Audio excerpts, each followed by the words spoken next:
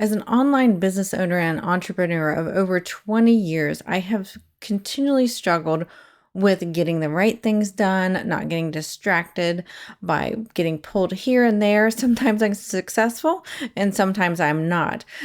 We all go through these stages. So in this episode, I'm going to talk you through some of the things that actually do work really well for me for staying on task and on track in my business and making sure that I'm not getting pulled in many different directions. And when I follow these tactics, I find I have a much more productive day, weeks, and months.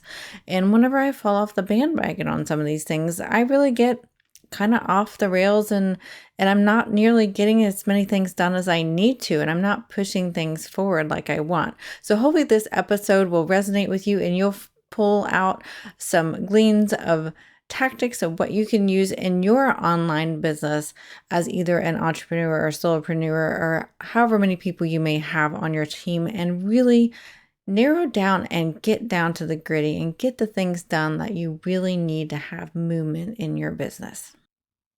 Welcome to the E-commerce Made Easy podcast. I'm your host, Carrie Saunders. When we started this business, all I had was a couch, a laptop, and a 9-month-old. My main goal? To help others. Now, with over 20 years in the e-commerce building industry and even more than that in web development, I have seen a lot. I love breaking down the hard tech into easily understandable bits to help others be successful in their online business. Whether you're a seasoned e-commerce veteran or just starting out, you've come to the right place. So sit back, relax, and let's dive into the world of e-commerce together. Welcome back to this week's episode of E-commerce Made Easy. I'm your host, Carrie Saunders, as usual, and today we're talking business strategies on how we can stay focused as either the business owner, the entrepreneur, or maybe the website manager, because many times we get pulled in so many different directions when you're in this, and it's just so easy to get distracted. Okay, so let's first get started by hopefully you've already gone through and set clear priorities and goals for your business or the subsection of the business that you handle. So this is something that I encourage you to do not just once a year, but I encourage you to do this quarterly. It's really important to do this more often than once a year because psychologically in our minds, a year is really far away. When in actuality, when you really think about it, it's really not that far away, but our minds will put things off and we'll let things slide when we think of getting things done across a 12-month period. I find whenever you do like the 12-week year, I don't know if you've ever read that book, highly recommend it. It is a great productivity book, but they talk about the 12-week year or doing things on a quarterly basis. So I highly recommend you go through your priorities and your goals, whether they're revenue goals, actionable items you want to get accomplished in your business or whatnot. I recommend you doing this quarterly. So I recommend you have that quarterly review. Now you may want to do a yearly review too, where you kind of lay out what you might want to be doing in each of the quarters, but every quarter you really need to be seeing where you've come from, what you've gotten accomplished, where you want to go in the next quarter. Make sure you're hitting the revenue targets, the number of customers on your website targets, or whatever metrics you are measuring.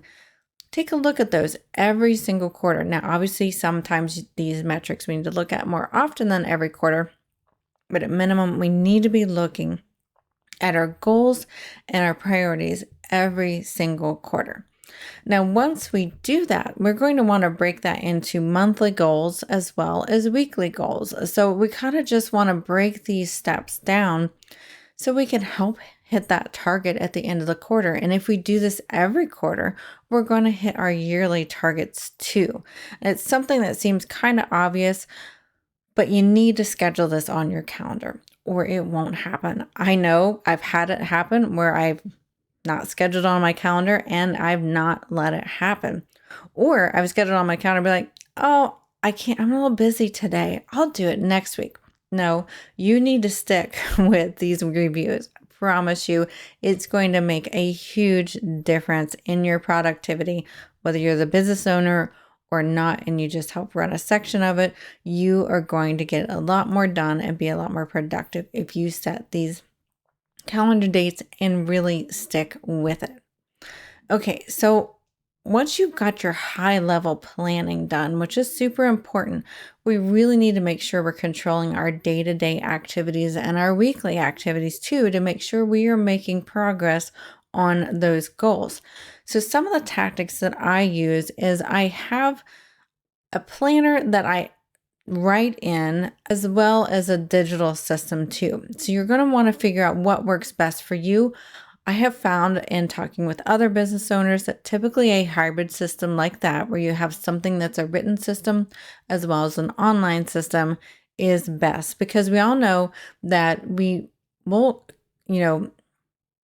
create tasks and things like that in our online systems, but until we really write those tasks down on paper, they don't become as real. Now, why do we need the online system then? Well, many times we have a lot of things we need to really capture, things that we want to do. And sometimes we want to just be able to delegate those things, but we still need them captured first. And it's a little easier to move things around whenever it's digital versus written, because then you feel like you're spending a lot of time handwriting and rewriting things and moving things around. So whenever we do the hybrid system, and what I found works best for me is really brain dumping into the online system, taking that, reviewing it, and pulling out my most important tasks from there. And then regularly reviewing all the tasks that I have and either deciding, is it still worth doing? Do I just need to delete it? Do I need to delegate it? Is it worth doing, but it's not really in my wheelhouse and another staff member would be much better and more efficient at doing it? Or is it something that I really need to do myself? So really try to keep that in mind. Also, when you're doing a task system, especially an online one, I encourage you to categorize your tasks. For me, I like to do more administrative, I would call it, type task on Mondays and on Fridays. Those are my days where I'm trying to set up the week. So on Monday, I will be trying to set up the week. And then on Friday, I'll be evaluating what I did and didn't get done to help me set up the next week. And we'll talk a little bit more about that here in a little bit. So when you categorize your task, whether you want to do the getting things done method and categorize it based upon your energy and where you might be located. So obviously you don't want your grocery list at the office, because when you go to the grocery store, it's at the office, right? So you need to be thinking about what tasks can I bundle together that are similar tasks or location specific tasks. So that can really help you get things done. So say you're a mom like I am, and you're waiting for your kid to get done with an activity, and you're waiting in the car for 15, 20 minutes, who knows how long, and you have your phone with you. Well, having your task on an online system is a great way to knock out some of those quick tasks that you know won't take you too long, but are still important to get done. And as long as you have them categorized and easy to find well, then you can knock those out while you're waiting for your child to get done with their activity. Another thing that I really like to do, and this is really what's honed down into getting things really done, is I always try to plan the next day at the end of my day. So I try to plan for my top 3 activities that I need to get accomplished on Tuesday. I plan those Monday late in the afternoon. Many times we all have that slump in the day where our minds still want to work or need to work, but they're not quite as fresh. And you need to be doing kind of more administrative tasks. That's a perfect time to plan for your next day. It's also a perfect time to go through email or do some menial tasks like that really, they kind of need to get done, but they're not going to produce the most effort and profit in your business, but they still are things you need to get done. So grouping those together during your non-peak work time is very ideal. Something I just recently started doing is I had this habit of all these years of checking my email first thing when I get to work. and try to find what are the most important things I need to be doing today, etc. And even if I'd already planned out my next day, I was checking my email first thing. And that is such a huge rabbit hole, as I'm sure you understand, because I'm sure you've been in those shoes too. So what I've tried doing this past few weeks is scheduling time right before lunch for my email work. Now, what that's done for me is let me use my fresh brain first thing in the morning to really tackle those top 3 tasks that I planned out the previous day and start working on them right away. And to help me stop checking my email, I've been purposely leaving my email open on a specific folder that I know is not getting new email in it. I know it's in that folder. That way I don't even if I automatically click on the email button icon, I'm not looking at my inbox. Now, some of you might say, well, why don't you just close your inbox or your email client? Well, for me personally, I don't want to have to log back into it when I am ready to start doing my email.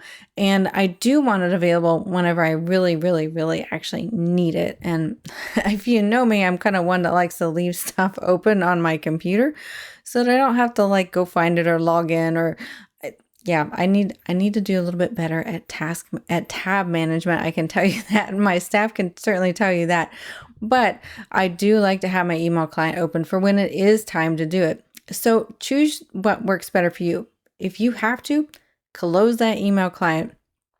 If you can be more disciplined, well, not really more disciplined, but if you can be disciplined, how about that? And just leave it open to a specific folder, and that works for you, do it.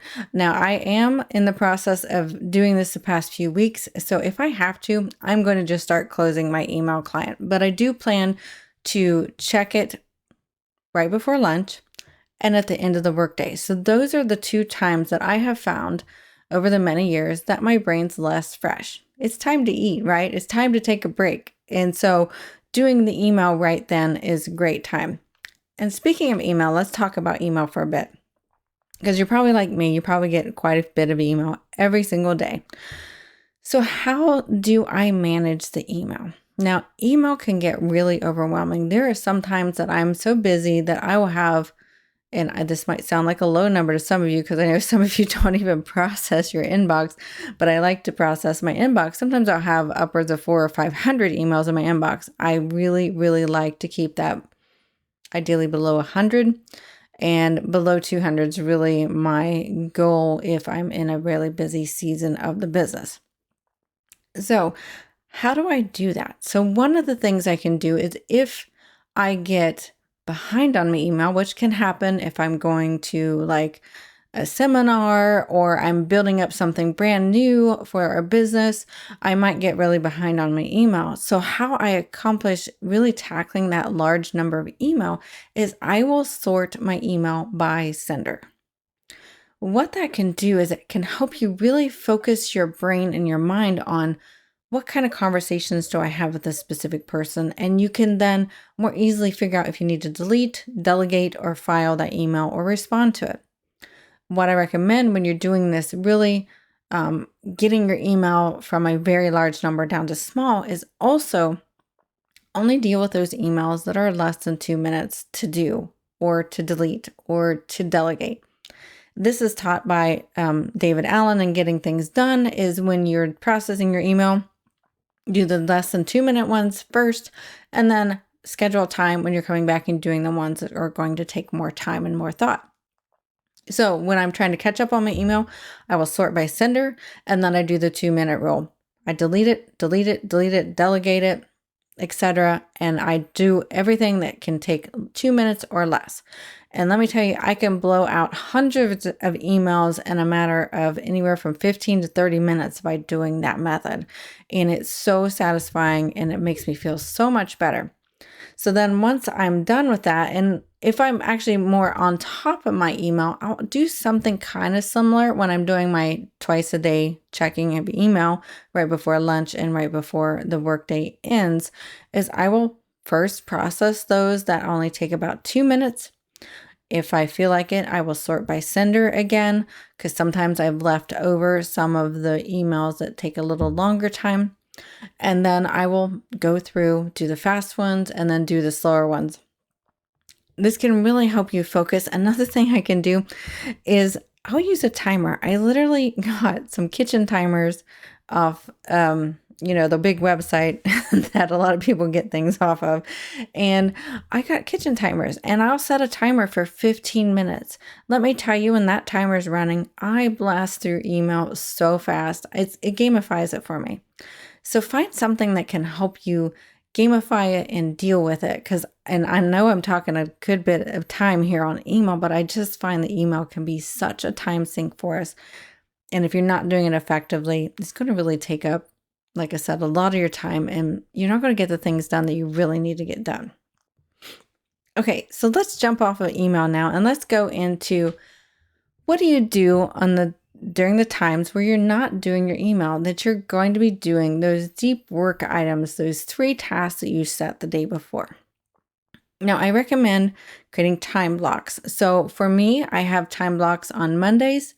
Mornings is my time block for administrative stuff, where I know I'm doing more of these things that kind of keeps things turning and keeps the wheels turning. I'm going to be reviewing things that my staff are doing and making sure that they're set up for their week successfully. And I'm just going to be going through administrative tasks. Now on Tuesday, Wednesday, Thursday are more my creative days. So in the morning on those days, I will be doing either content creation for our business. I will be going through new things that we're developing. So I'll be doing some of the more creative and thoughtful things for the business. And then Friday is a bit more of my miscellaneous day, except for Friday afternoon. I do my weekly review. I slate 1 to 2 hours every Friday afternoon. Sometimes I'll put it a little earlier in the afternoon. It kind of depends upon how my brain's working for that week.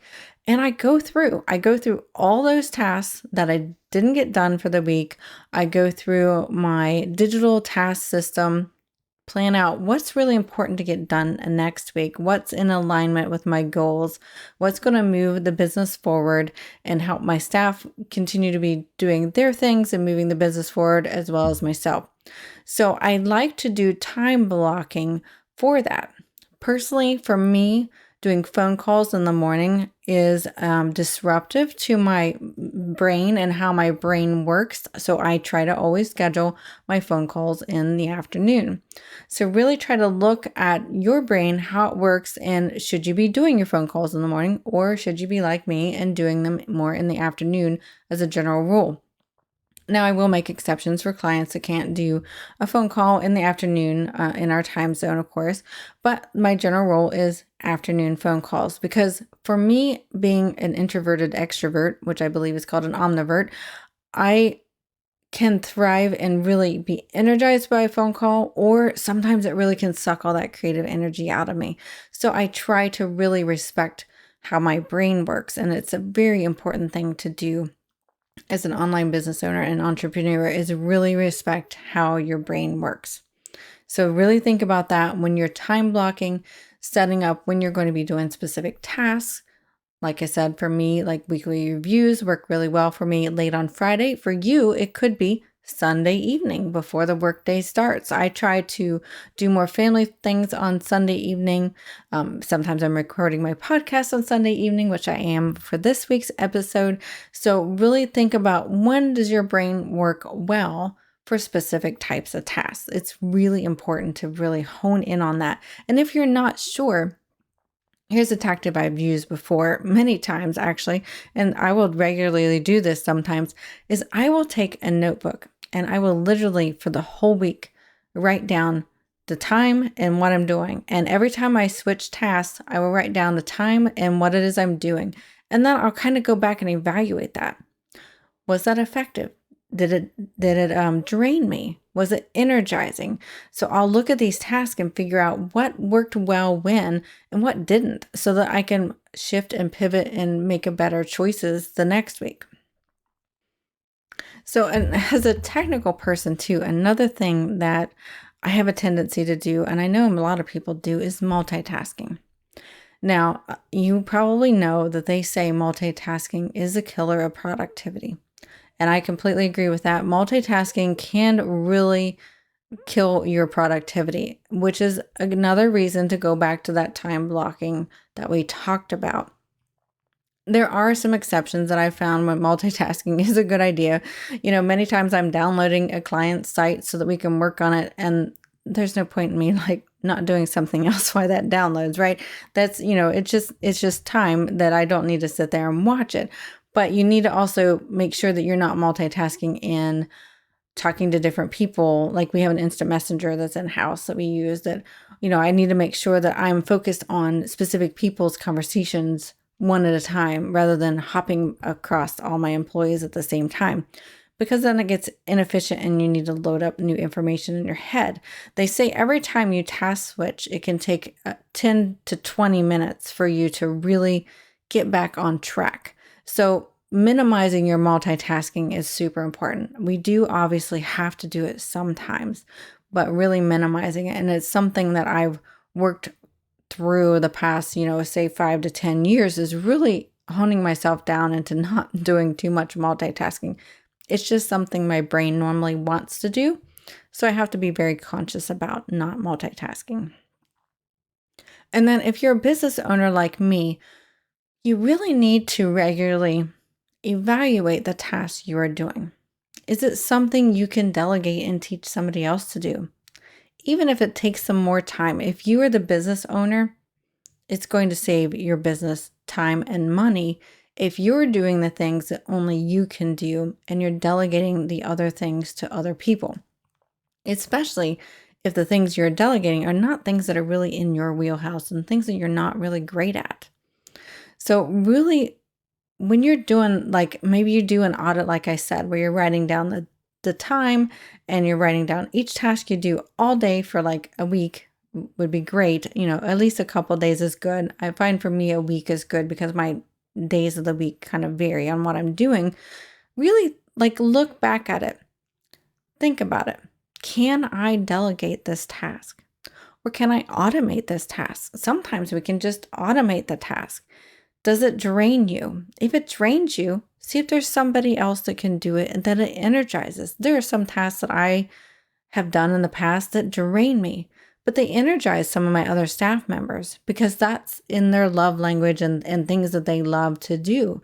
So really take a look at it. And if you need to, have somebody, else look at your list and help you question if this should be your task or not.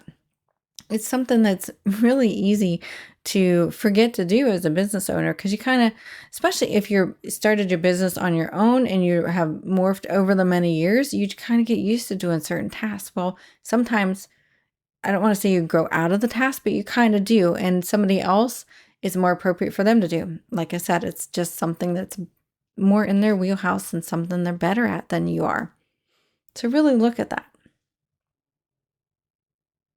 And then, as we talked about before, make sure you're reviewing and reflecting. I've talked about this a few times already in this podcast episode, but really reviewing and reflecting is super important. It's not a time waste. I used to think that reviewing and reflecting on what I did or didn't do for the week or the month or the quarter was kind of like kind of a waste of my time, but really it's not. It really helps you process what's going on and help you improve it.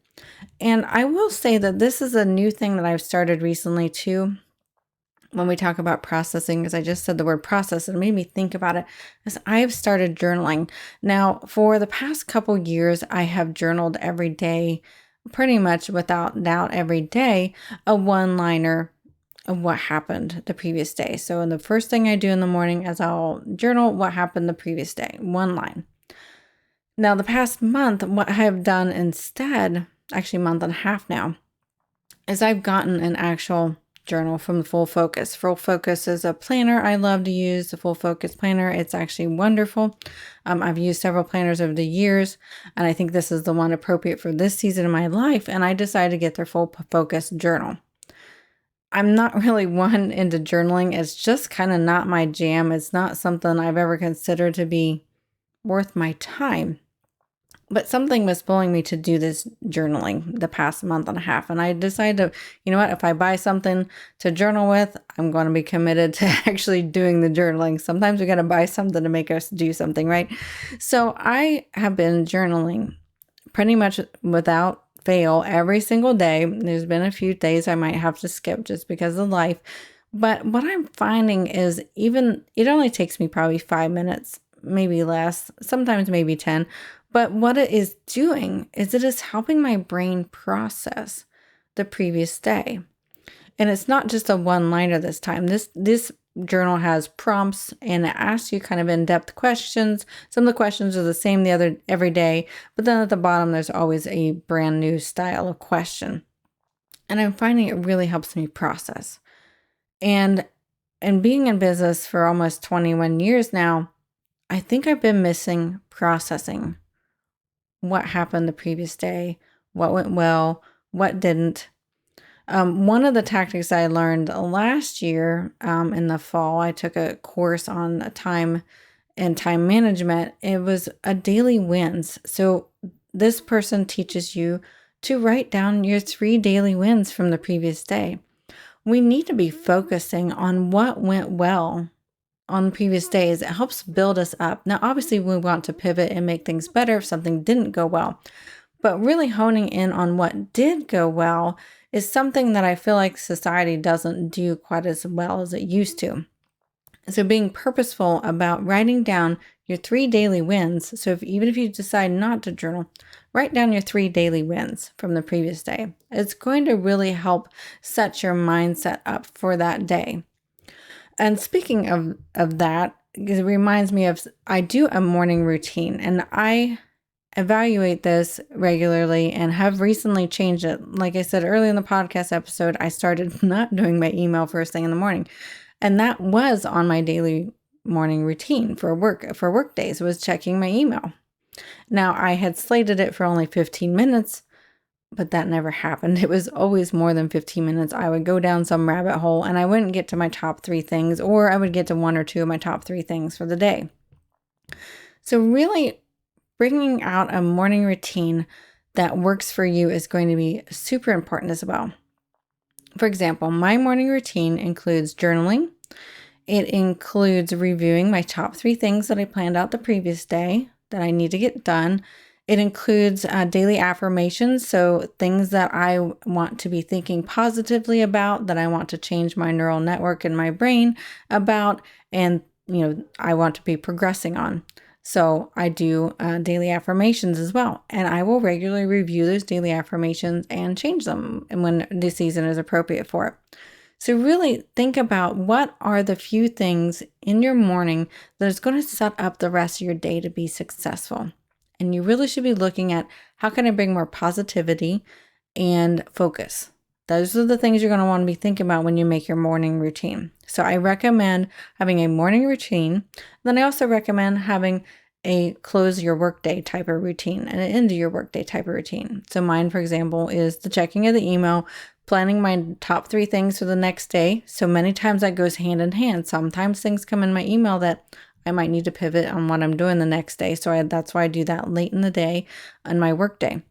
And so think about, what are those little wrap-up things that you need to do at the end of your workday? Maybe it's tidying your work desk, if that's something that's important to you. It's something I probably should do a little bit more of. If anybody's ever seen my workspace, it's I would say neat but messy all at the same time, and I'm working on that. But for my brain, I don't quite need it to be perfect. Sometimes I just need things where I need them. And so find your right balance there too. We're all a bit different. Okay, so hopefully I talked about a lot of things that I do. I hope this helps glean some inspiration for you. We all have different brains and how they work and what works well for them. So really take some of these little pieces, try them out, see if it works, see what doesn't work, and really just bring, the whole goal of this is bring more positivity and focus into your workday, and planning ahead as well as planning for the now. So you really got to get all of that balanced and down and pat. So hopefully you enjoyed this week's episode of the E-commerce Made Easy podcast. I know today wasn't really about e-commerce, but as e-commerce owners and online business owners, we need to be making sure that our focus is appropriate and that we're moving the needle on our business and making good progress. So I hope to see you in next week's episode. Be sure to rate us on your favorite podcast app. That really helps us a lot. It helps get our word out so that other people will learn about our podcast and learn all the things that I am helping teach you guys. And if you have any questions at all, feel free to email us at podcast@bcsengineering.com, and I will see you next week.